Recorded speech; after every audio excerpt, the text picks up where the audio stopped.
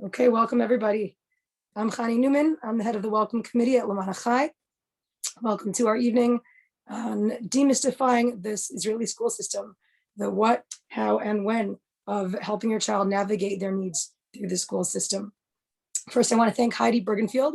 She's the other person in a green Lema'an background. She is our director of programs and volunteers at Lema'an. She does a lot all the time for many different wonderful causes. And she did a lot for this particular evening. So thank you so much, Heidi, for all your help and support all the time. Just to say a few words about Lema'an, for those of you who are not familiar, Lema'an is a chesed organization run in Beit Shemesh for the greater Beit Shemesh community. We run a number of different programs, but the general motto of Lema'an is smart chesed. Smart chesed means helping people to help themselves, to give them a hand up instead of a hand out, helping break the cycle of poverty and helping people get up on their own 2 feet. Again, we run a number of programs, but the Welcome Committee in particular runs a few different activities. We have a weekly email list where we send out weekly emails with relevant topics for newcomers, Olim and not Olim alike. We have welcome bags, which we bring to newcomers in different neighborhoods. And if you are a newcomer and you haven't either joined the email list or received a welcome package, please private message me. I'll be happy to sign you up for those after the session. The third activity which we run is sessions such as this one. Intermittently through the year, we have different speakers who speak about topics that are important for Olim and other newcomers to hear. So we hope that tonight's session is helpful to you. Those of you who are here are specifically parents who are newcomers in Olim to help you navigate specific needs of your children in the Israeli school system. I'm going to welcome Miriam Fane as our speaker for tonight. She is the project coordinator for English-speaking Olim at Misrad HaChinuch, the Department of Education in Beit Shemesh, and especially for family who have children with special needs. So without further ado, thank you so much, Miriam, for joining us. And here you are. Thank you so much for having me. It's definitely a huge zchut to be here and to be talking to all of you. And though it's through a computer, I still feel itragshut and excitement that we're all kind of connecting tonight and on this very, very important subject. So I'll introduce myself. My name is Miriam Fane. I made Aliyah in 98. I came by myself. And I came to Beit Shemesh 19 years ago. I was married to somebody from Beit Shemesh, and we had, Baruch Hashem, 4 children, whom were all, I needed to have them in the special education system here. I can say that it's been grueling, long, to navigate, to understand the system, to understand what works, what doesn't work, how I have to be assertive. I've really turned over the years into a very assertive mother because you really sometimes have to bang the tables here in order to make somebody really listen, because sometimes, you know, especially when it's the education department and the education system and, you know, everyone's professionals, and then you're coming as a parent and, you know, you don't always know the professional terms, but you feel that and you believe that you know what's best for your child. So sometimes to kind of meet in the middle and find a good partnership, it sometimes can be a very a path, a journey. So I work already 4.5 years in the Machleket HaKlita. It's a department in the municipality of Beit Shemesh, and I work with English-speaking Olim that have children with special needs, specifically to ensure that they receive all of their benefits in the school system. I usually am in touch with Olim before they even come to Israel, and then we begin the process. So this way, it's to ensure that once they come here, their children already have a placement. So I'm gonna break down what I want to talk to you about. And I'm really gonna start from kind of the beginning. Like, what are the signs? How would you know that maybe your child needs special services? How does it work? So the first and very obvious is that, of course, if a child is misbehaving or in school or at home, or if it seems to be that there's social problems, or if the teacher keeps calling and saying that the child is misbehaving in class, these are red signs. Now, it can be very obvious that when a child is an Oleh, so it's so easy to blame and say, oh, well, the child, you know, he's only been in Israel 6 months. Of course, he's going to have, you know, behavioral issues. But a lot of times a child can come from Chutz La'aretz and come already with issues that he had in school. And then even though in America or wherever he was, they weren't very big issues there, but once he came here and the absorption and the language and a different mentality and all of that together can cause one big a mess for a child. And a lot of times children like that will fall in between the cracks. And as they go along, once they hit, if it was in elementary school when he came to Israel, once he hits high school, that's it. He's, you know, he's not here and he's not there. And it's a shame. It's very, very important to be in touch with the school staff. I don't know about other countries in Europe, but I do know in America, a lot of times I'll have families that will afterwards, once they're here, say to me, yeah, but we were waiting for the teacher to call and we thought that the teacher would contact us. Don't wait for teachers to contact you. Don't wait for the teacher to send you a letter. The teachers here are very busy. They have 35 kids. Sometimes they have 33 kids, but they have very big classes. They have a lot of information they have to get through to the kids. It's very, very hard for them to keep up with every single child. Now, I don't mean it in a bad way against the teachers. I mean, they have it over their head. I'm saying that it's your responsibility as a parent. Don't wait for them to say to you that there's an issue. Be on top of things. Find out from your kid. Milk out from him. What's going on? How are you in class? What's going on? Who are you playing with? What do you understand what's going on in the lesson? How's the reading? Okay, it's very, very important also to be a nudge to the teachers. If you feel like you're not getting enough information from the teachers, send a letter, call in the evening. I want to know what's going on. Don't wait for when there's going to do a parent meeting with the teachers. When do they do it? They do it Tu B'Shvat, they do it, no, not even Hanukkah. They do it Tu B'Shvat, and then it's like at the end of the year. Don't wait for those meetings. If you feel that something is just not 100%, you call the teacher. And if you feel like you're not having good communication with the teacher, then you call the school counselor. It's very important. These are people that it's their obligation to talk to you, to help you, but not always are they able to be on top of things in a way that they're calling every single student. And that's why it's very important as a parent to really, really try to feel out what's going on with him in school. I'm going to talk about what the way the chinuch miyuchad here is. And it could be that there are people that are in this forum now that know the system. So I'm really giving this information for people that don't know how the chinuch miyuchad system works here. Here in Israel, all of the chinuch miyuchad, okay, ranging from something simple like a child who may need a few hours to a child who may have Down syndrome or ASD, all of that goes into one big box, chinuch miyuchad. And then it gets broken down by eligibility. Meaning severe cases, 100%, that means 100% you're going to get special services from the education department, a sali shi, he'll get hours, special education school, et cetera, et cetera.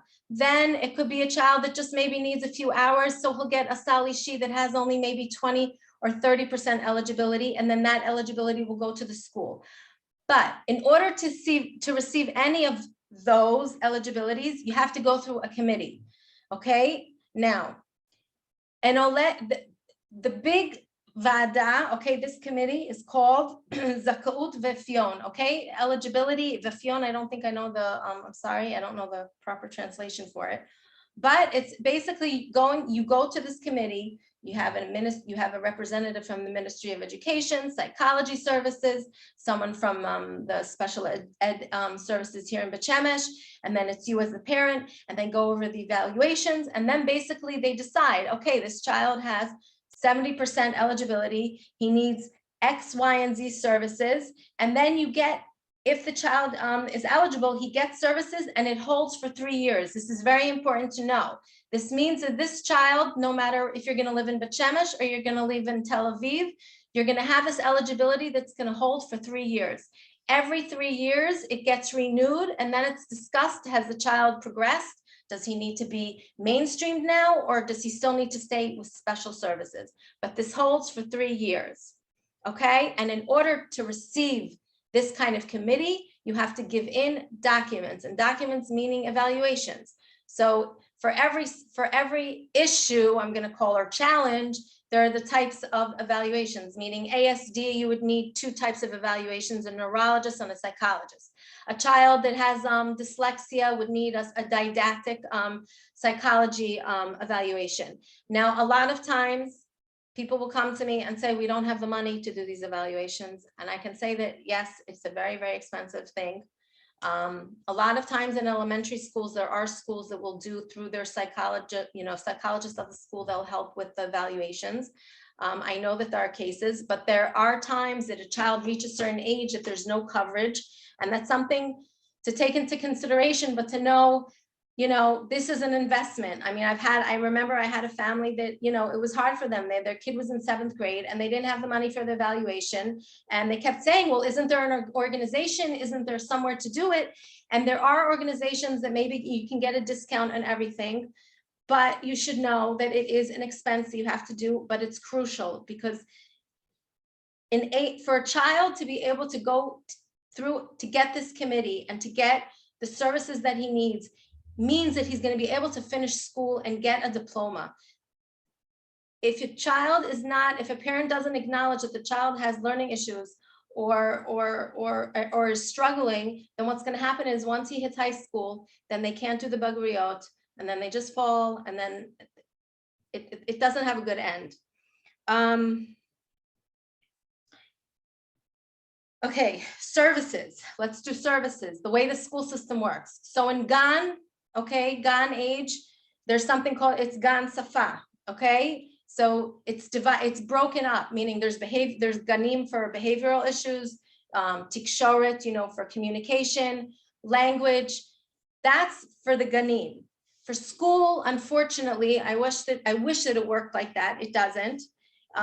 They have something like this. They have the Kolalani School, which is the highest level. That's a special education school, which within the school you get all the services, meaning speech and OT and physical therapy. All that is within the school. And it means also that it's a school with tons of resources for children that have, various challenges.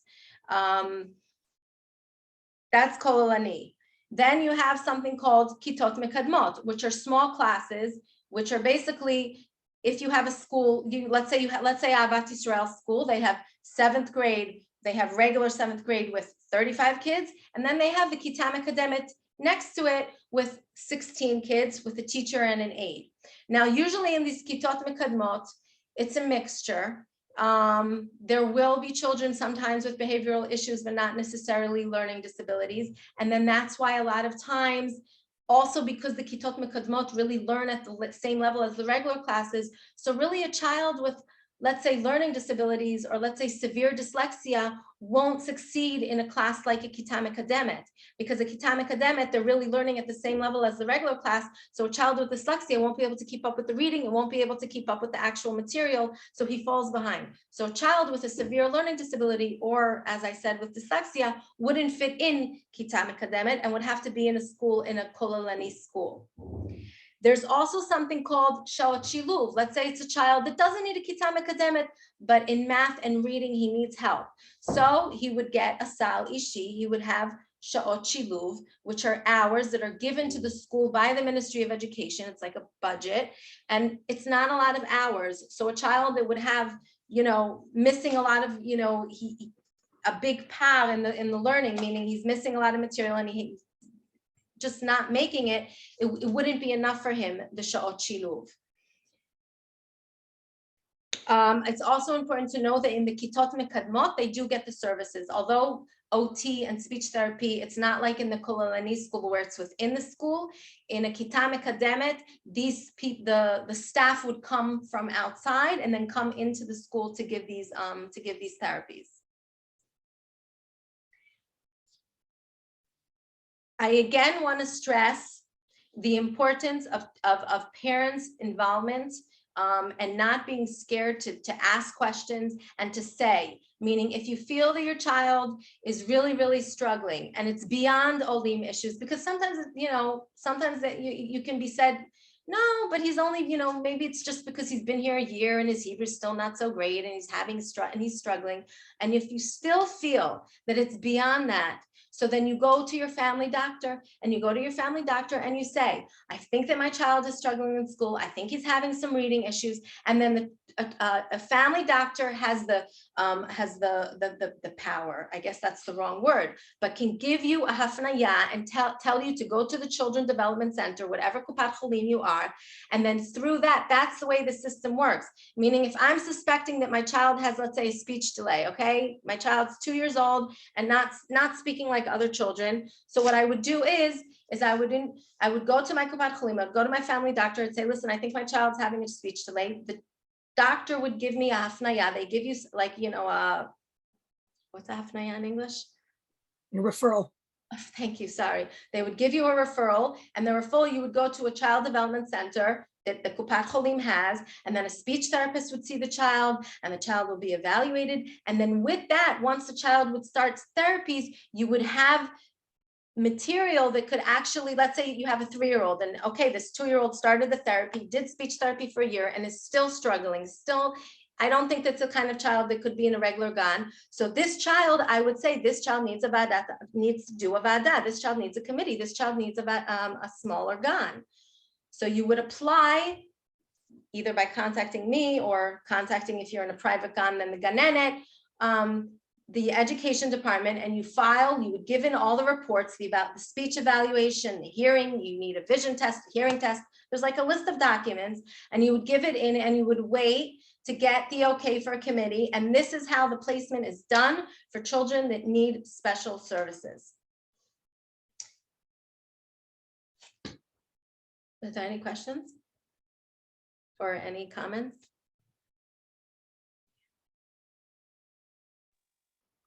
Someone was asking if each Kupa has their own child development center.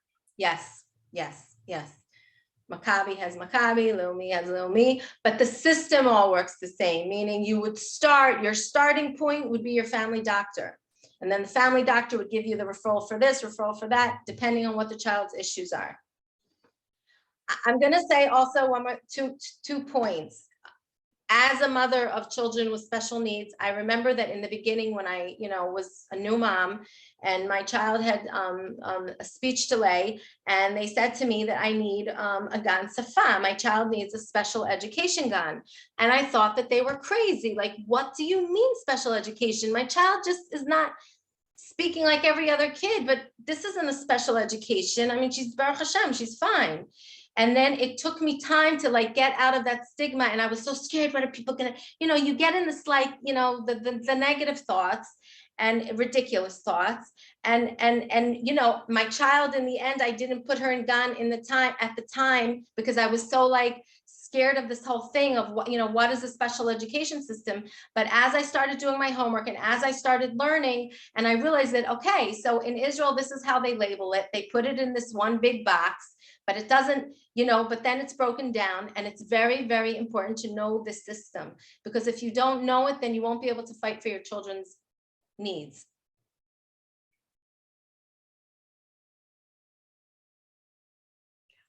Do the VAD expect speech? Yes. One second. Should I be looking here, Khani? I see that there's. Is there any way to get a child into Gan Safa in the middle of the year like now? Yes. Okay. So it goes like this. Olim Chadashim, you can do committees all year long by contacting me. I maneuver it through the system. Okay. If you're more than a year here, but you're still English speaking and you were Olim, contact me and I will assist you, and there's ways to go about it. Okay, yes, there is a time frame, meaning, regular. If you're Israeli or, living here already for a while, then November is when you give in the papers. Usually by May is when they do the vadot, and then that's it. And then during the course of the year, you can sometimes get something called vadat charigim, a special committee, but you need a letter from a social worker, and it has to be like a special case, and it's like a whole spiel. But Baruch Hashem, through our department, the Klita department, I've been able to get, even for people who weren't such Olim Chadashim, we were able to get for them Va'adot, committees, because a lot of times there'll be families that didn't know, and they had a child that had a speech delay, but they didn't know how the system worked. So then until they finally understood how it worked, it was already, a year along the line. So that's why I'm saying, if there are people here that feel that they need assistance, please feel free to contact me via WhatsApp, via email, and I'll be happy to do everything that I can. What is Kolalani School that you mentioned for a kid with dyslexia? Well, okay, I happen to have 3 children with dyslexia. I have one child was severe, and it was very hard in the beginning because the schools, he was always in a Kitama Kademet, and the small classes, it's like they kept trying different systems and nothing was working. And then finally I heard that there's something called Kolalani School. Kolalani School is basically what I said. It's a school that is a special education, meaning they have all the resources, they use all the methods, they have all the therapies, dog therapy, art therapy, workshop, wood shop. They work with the kids through movement. I mean, I say it's like winning the lotto. That's my opinion. But it's proof that I found something that works for my kids now, and they've definitely come very, very far. But that's what a Kolalani school is. I mean, it's the whole school, the whole staff. Everyone has the degrees to really work with children that have severe learning disabilities. Is it just learning disabilities? Can you give some more examples of different situations where that would be a good match for a child? Kolalani is for ASD, high functioning. Kolalani could be for Down. Kolalani could be for just, some sort of development, ikuvit patchuti, delayed development for some reason, genetics or something. There's really also different levels of Kolalani school. There are schools that are, for children that are, that have severe, just barachli from my head, but that have severe challenges, and then it goes by levels.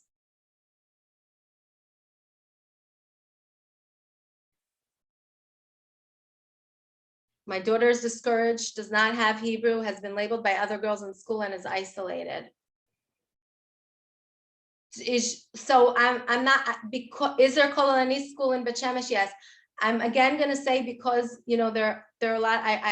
I'm happy to help and to see what I can do, and but it's kind of hard now to answer every person who has like personal issues. So that's why please feel free to contact me after this, and we can, whoever has questions, I'll be happy to answer. Miriam, are there Kolalani schools? Yes. I saw a general question that may be relevant to many people who are wondering, it sounds like this process takes a long time. Is there an option for private evaluations, getting anything this done privately? Okay, so private evaluations are always a blessing because it's faster, but take note that there's always a waiting time, meaning somebody can send, you can give me in the documents, and then I send them to the Ministry of Education in Jerusalem, and there's a waiting for, I don't know, it could be 3 weeks. I've had a family that had to wait a month. I had a family a month and a half. I had a family a week.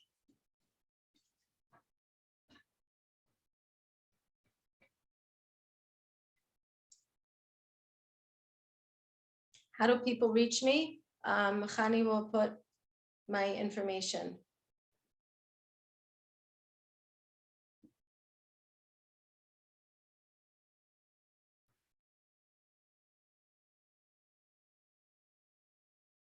Someone asked for more details about a Kitama Kademet. If you could elaborate a little bit about what that entails, what type of children that would be a good match for.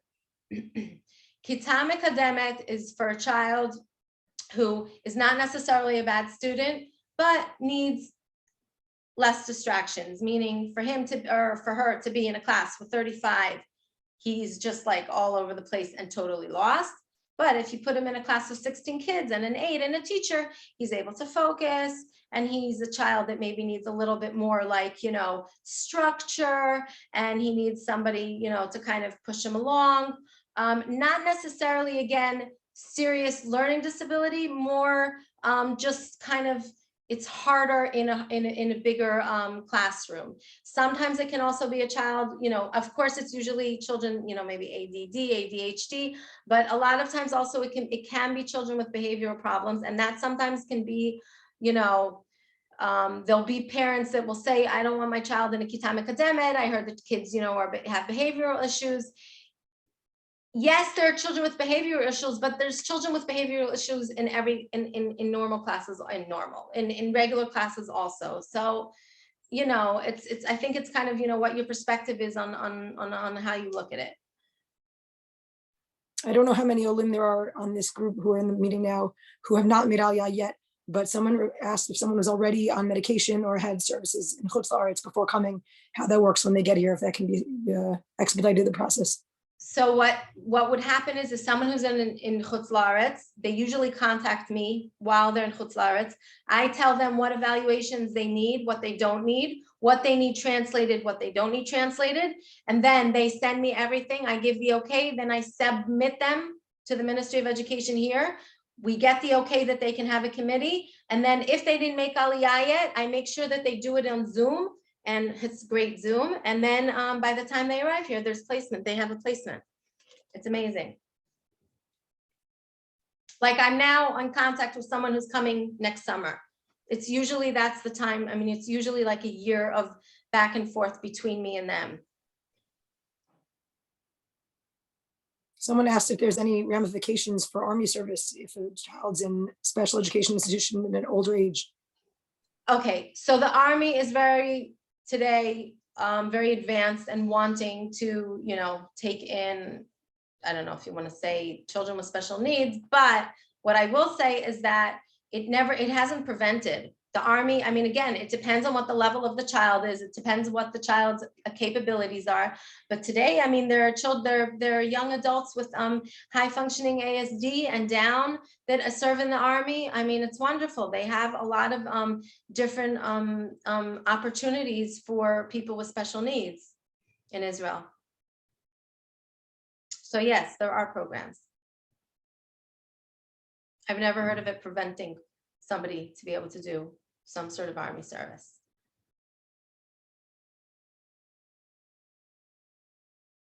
What happens if children make Aliyah and they both have ADHD, one in high school and one in dyslexia in primary school? They know very little Hebrew. So again, children like that, I would make sure that they, you know, they have to go through some sort of vada, they have to go through a committee to see how we can make it a softer landing for them. So if it's a child with dyslexia, but so he would need to be in a, you know, with a framework with the staff that knows how to work with a child with dyslexia, and they would get Ulpan just like all the other children get Ulpan. But I'll you know, it's very important to understand. That's why a lot of times, I mean, I've had families that have come here and didn't say anything about their children's issues because they thought it wasn't big enough. And then they came here and literally after months calling and in tears, you know, help, my kid is, you know, suffering. That's why it's also so important when you're meeting and you're coming to these new schools, don't be scared to say, my child has X, Y, and Z issues, because, you know, whatever issues they have there, when they come here, it's going to escalate.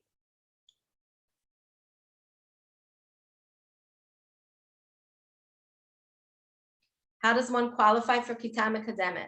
Kitama Kademet, you need, again, you would have to be, let's say if it's a child who has attention, ADD. So you would have an evaluation from a psychologist or a neurologist. And then we would apply that evaluation to see if it's eligible, if not for a committee, so then maybe for extra hours. But in order to receive any special services here in Israel, you have to submit. You have to submit for a vada, for a small class. You have to do for hours. For any kind of special services, you have to submit evaluations. That's how it's done. Can you please talk more about Sha'ot Shiluv? Sha'ot Shiluv, it can be up to a few hours a week that the school receives of like a teacher that can come and take the kid out of the class and work with them. To say that it has I think it's not enough hours. The Sha'ot Shiluv, the Ministry of Education, they should give more hours. Sha'ot Shiluv it's not a lot of hours. So a lot of times a child that will get Sha'ot Shiluv, maybe the parents will have to, maybe a little bit more tutoring, or it's not always enough.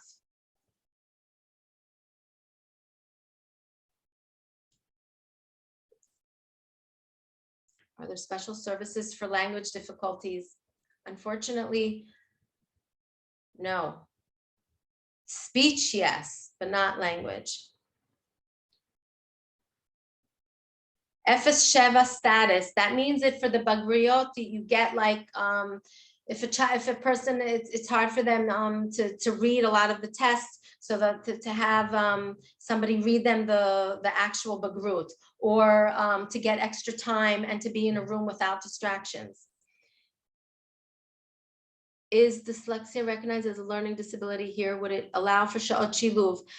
Yeah, but you have to have a good evaluation from a psychologist. And it should be written. Oh, another very important point. When you're bringing in evaluations, or when you're going and you're speaking to a psychologist who's going to evaluate your child, say, please specify, if you feel that my child would benefit in a small classroom or in a small learning environment, please specify, put that in the recommendations, have it clear. It's very, very crucial, because when in the committee, they look at that and it has leverage. I mean, it means a lot when there's a neurologist writing that this child would benefit in a small classroom. So that's also very important. When you get your evaluations, always look at the back and see what the recommendations are. Can you say what kind of problems enter in Kitama Kademet, like ADHD, behavioral? You answered your own question. What about services for deaf, hard of hearing? Yes, there's something called Shema Kolenu, and there is also something, another, I forget the other organization, but they come into the schools and they help. But again, to get those services, you need to apply. Allergies, you need to apply. You would have to give in also. Allergies, also the same kind of thing. You would bring in the doctor's notes, you apply, and you get the okay. Do we need Israeli evaluations? We can use our American evaluations. However, they have to be recent, meaning like from the last year. And also a lot of times have to translate. Yes, evaluations from Chul are expected. Can you also discuss a little bit? Speech, yes. Okay, yes. So first of all, a child with speech issues at the age of 2.5, by now he should have, or you should have seen like an evaluator, and he should be doing speech therapy. If he's 2.5 and he's already in the middle of getting speech therapy, so you want the speech therapist, there's usually an evaluation that's done, as you would want that evaluation at the end, right? Because usually they do like 10 sessions, 15 sessions, and then they say, okay, the child's advanced, et cetera, et cetera. So at the end of that, you would get the summary, and then with that, those are documents that you would apply for Gan Safa for the following year when he's 3. Would I contact you to get a sayat for my daughter at Gan? Yes, you can contact me. I can get you those documents. Doctor recommendations from school? Yes. Can you discuss what services all schools require to provide if a child has Ishur versus types of services that some schools provide extra? Can you, something about the question? Can you discuss, Khani? I'll just elaborate here. I know like Yeah. Ava Yisrael, for example, my kids are in Ava Yisrael, they provide kind of an enriched options of services, whereas other schools have more bare bones availability of staff or specific services. Which things are all schools required to provide? If there's a, Ishur from Miriam, which things do some schools provide extra? That's a question that I can't answer you, because I really don't know what each school provides to tell you. I know very general. I know that at Kitama Kademet, if a child needs speech therapy, then he can get, there's a staff that comes and, they work with the child and the child gets speech therapy. If he's in 2nd grade and he's in a Kitama Kademet. Again, it has to be a school that has Kitot Mekadmot. There are schools that sometimes don't open that year 1st grade and they don't open 2nd grade. Kitama Kademet doesn't open every year. That's also the negative thing about Kitama Kademet, is that it's not in every school and not always every year. Meaning Avat Yisrael maybe has this year 4th grade and 5th grade Kitama Kademet. Next year they're not going to have it. So a lot of times when there's a committee, and let's say there's a child that needs a Kitama Kademet, the choices sometimes aren't so vast, and that is a shame. That can a lot of times, be a bummer for parents, because they don't have a lot of choices. The kids in 7th grade, and there's only one choice that the Ria is telling them to go to. So that can happen. Are any ADHD and anxiety medicines covered, or do you? I don't know which ones, again, what medicines are covered and what aren't, but you would have to ask your Kupat Cholim.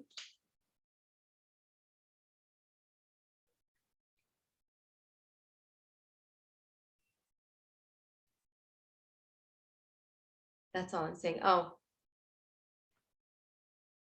if we were unaware, it went. In terms of my son's apraxia, our speech therapist told us he can't do Gan Safa past page 3, so she went to do Gan Harmony for next year.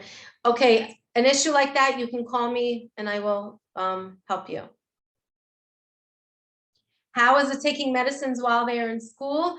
I think it's very individual. It's not, I know that they don't just let children taking pills in school. I do know that in specific and individual children, I mean, I know for my children that, my daughter will say, oh, so-and-so, the teacher gave him his pill. What's the timeline for applying for Gan Safa for this coming year? Again, November, May, they do the Vadot. Again, if you're late and because of documents or because of something, contact me and I'll see how I can help you. If you're unaware of all this and now a child is going into high school, is a psycho? That was a good question. Do you want to go down so I can see it? Because I can't see it now. About a child in high school. Oh.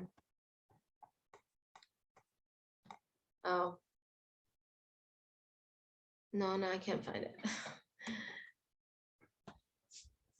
Okay, I don't know. It was something about a bagrut. Do you have to make a paper somewhere, authorization? And he's getting a shiluv and not in many hours. She said I needed to discuss with the shiluv teacher, but I told her I don't know. Again, people with personal issues, I think it would be easier just to contact me tomorrow and I will do all I can to assist, but like this, it's a bit, I think it's not gonna work.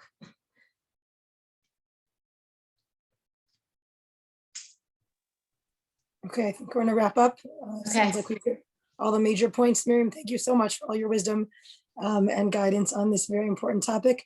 Miriam, is there an office number or something you can post in the chat as well? So the number I gave you is my phone number. If I can't answer, then I send a message, and my email. I usually respond within 24 hours. Okay, this session is being recorded for anyone who didn't catch that. Either if someone's wasn't able to be in attendance, or anyone who is registered will receive a link to the recording in the coming days. B'ezrat Hashem. We'll also include Miriam's contact information once again in that email if anyone has private questions they'd like to reach her about. Thank you so much, everyone, for attending. We wish you a lot of hatzlacha in this journey, and have a great night. Thank you.